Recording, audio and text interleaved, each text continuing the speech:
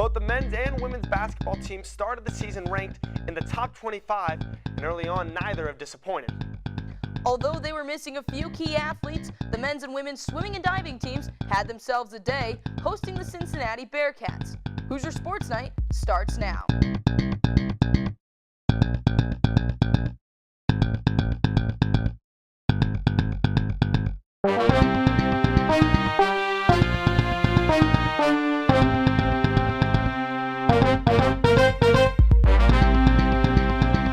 Hello and welcome. How are you? I'm fine, and I'm David Sugarman. I'm Juliana Sherry and David back in the studio. It's been so long since we've been here at the anchor desk together. Pat filled in for you, and now we're back, and there were a lot of sports going on this past couple weeks. Yes, forget about Pat reunited. It feels so good. The dynamic duo, we're back at the desk. More importantly than us, maybe just a little more important, the basketball teams are back at it. The men and the women started this season in the past couple of weeks, and there's no doubt the women came into this year with a target on their backs, ranked in the preseason top 25 for the first time in program history. Yeah, Davey, you know what? That's completely right. And it's so fitting that they started their season here at home. And, you know, they were riding a 14-game winning streak, and they kept that going in their first test against SEC rival Vanderbilt on Sunday. Basketball reporter Jordan Burroughs breaks down what we can expect from the Hoosiers this season. Junior guard Tara Buss has officially become the fastest player in school history to score 1,000 points, as number 23 Indiana women's basketball picked up its second regular season win. Tara scored her 1,000th point against a very physical Vanderbilt team, and this marked the first time that IU women's basketball beat an SEC school in the regular season since 2006. On that note, they added another win to their winning streak at home that now stands at 16 games. The Hoosiers have been dominating in the paint and attacking down low as well. They averaged 47 points in the paint and have out-rebounded their opponents by double digits. The guard play has stepped up thus far in the season, with senior Lexus Gassian leading the way. The 5'11" Ohio native Gassian is already averaging 16 points per game with 5 boards. IUS TV Sports, I'm Jordan Burroughs. The men's basketball team hosted UMass Lowell in their home opener on Wednesday evening, a game that was back and forth for most of the first half, but confidence never wavered from the Hoosier faithful. James Blackman Jr. came out big for the Hoosiers, scoring 23 points and snagging down 7 boards.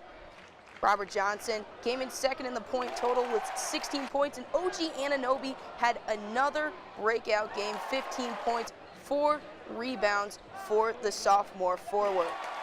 Now we're going to throw things on over to David at the reporter window, where he's meeting up with IDS reporter Zan Piarli.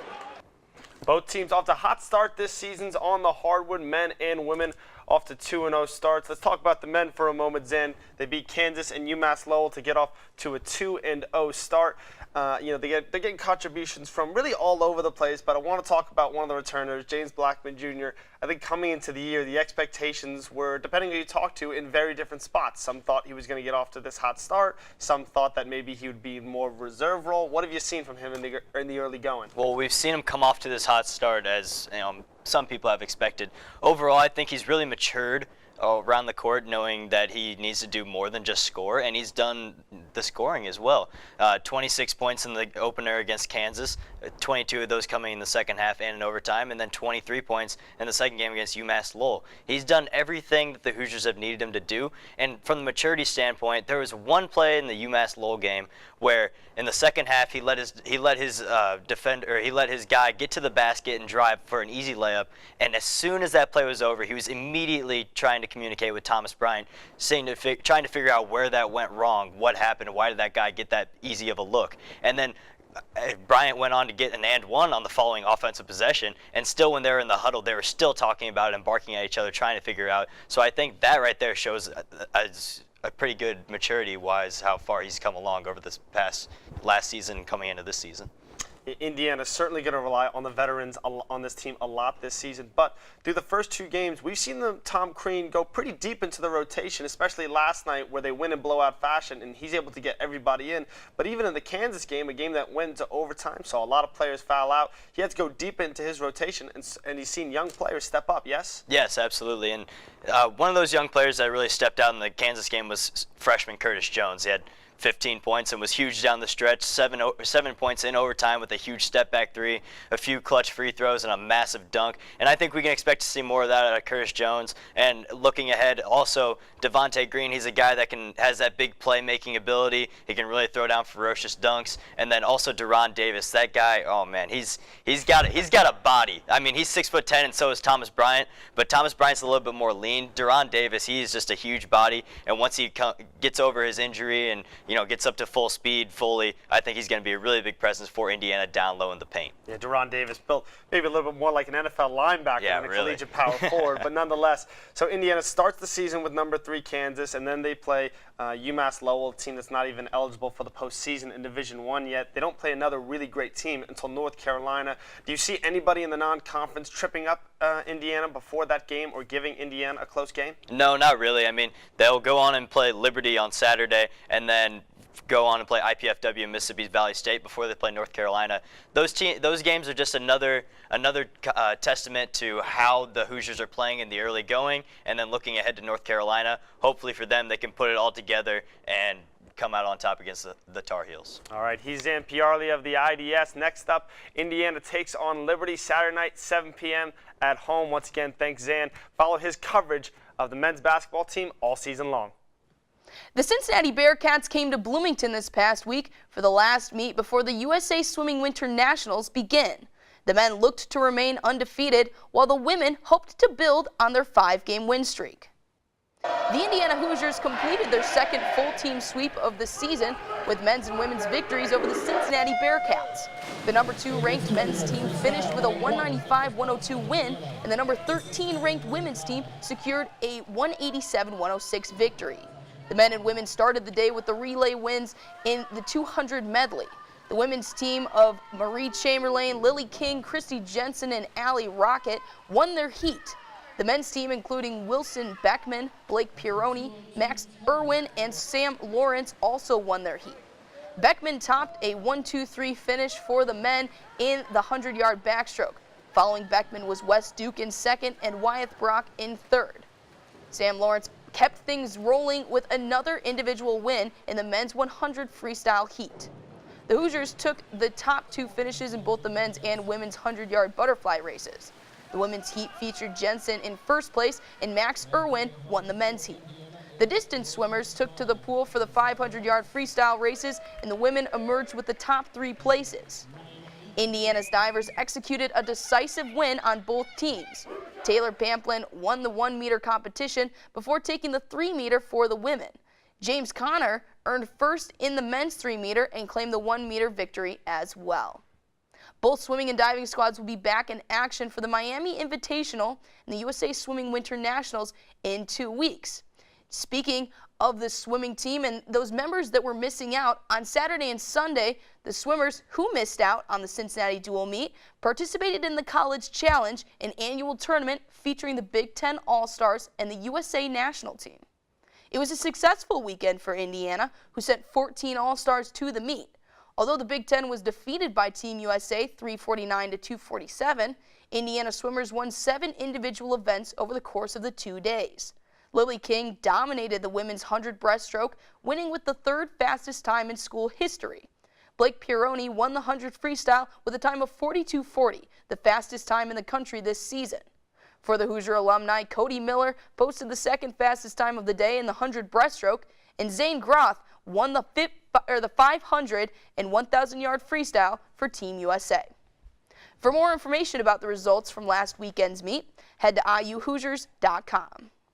The football team is making their way to Ann Arbor this weekend to take on one of the best teams, not just in the Big Ten, but in the nation against Michigan.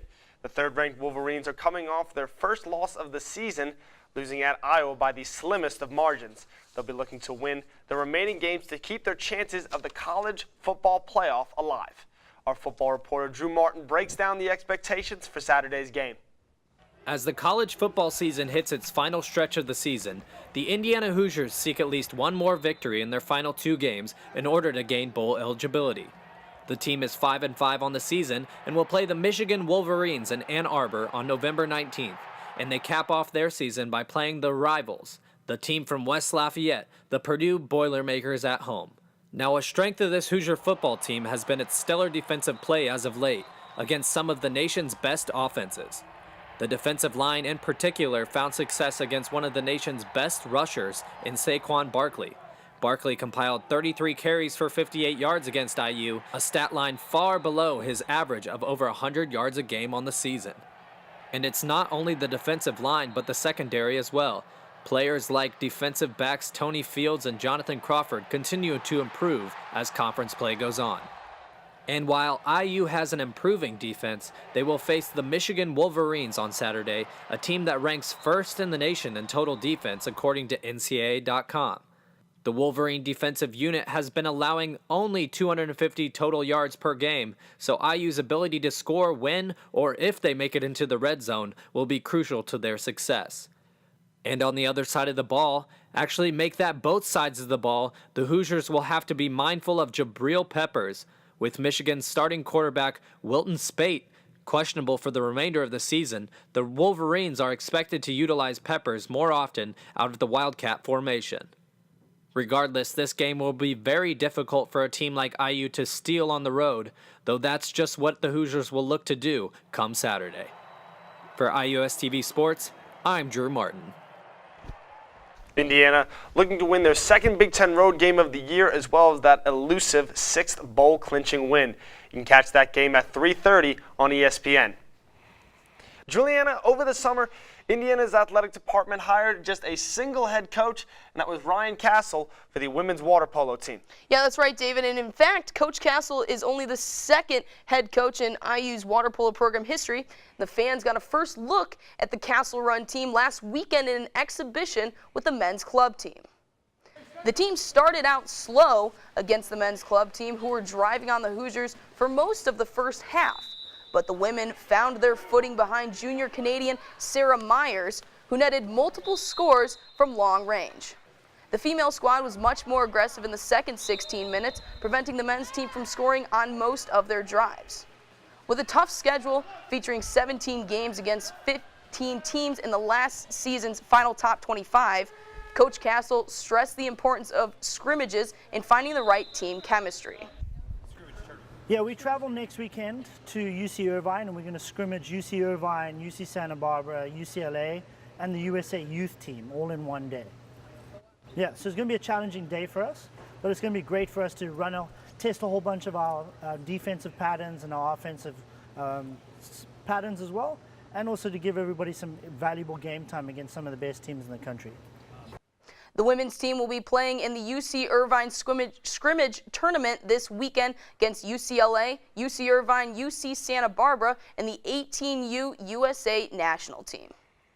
Now, maybe you're staying at your on-campus home, maybe your regular home isn't that far from campus, but the point is, if you're close to Bloomington over Thanksgiving break, there are still games to be had, Juliana. Yeah, that's right, David. And, you know, there's going to be a lot going on over break, even though everybody's going to be out of town. And here are some of those games that you can check out over break to rack up those Crimson Guard reward points.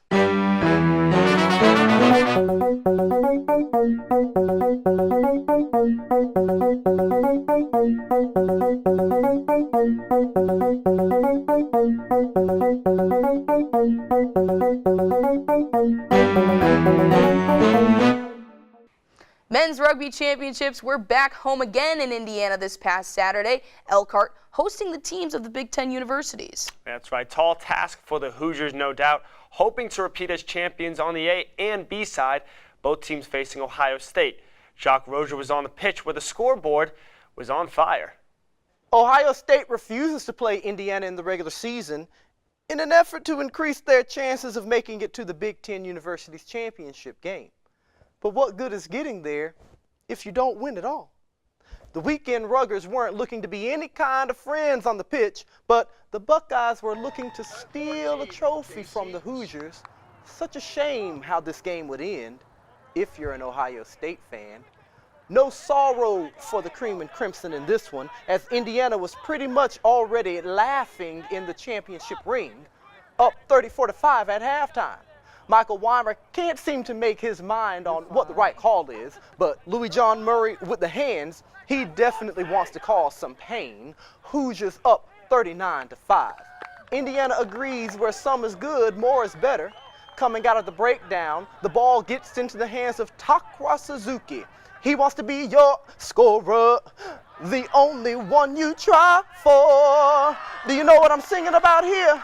The Buckeyes were a bit disappointed as much scoring happened much too fast. Hoosiers trying to close it out.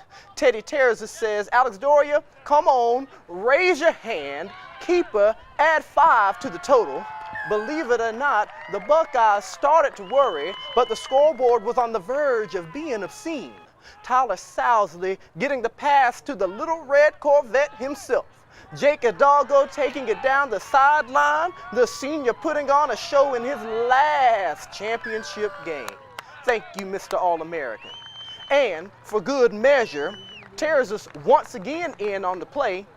You can't tame this try-machine. The sweet pass to the Jake Garwood. And, let's just get to the final. The Crimson Rain not too friendly for the Buckeyes. Final score, a whole lot to not enough. Indiana keeping the trophy at home 72-19 over Ohio State, winning the championship for the 3rd time in the past 4 seasons, with a little repeat for the fans in 2016. For IUS TV Sports, I'm Jacques Rozier. Jacques Rozier, of course, always so entertaining, David, and throwing out those Prince references in the Purple Rain. Entertaining is one way to put it.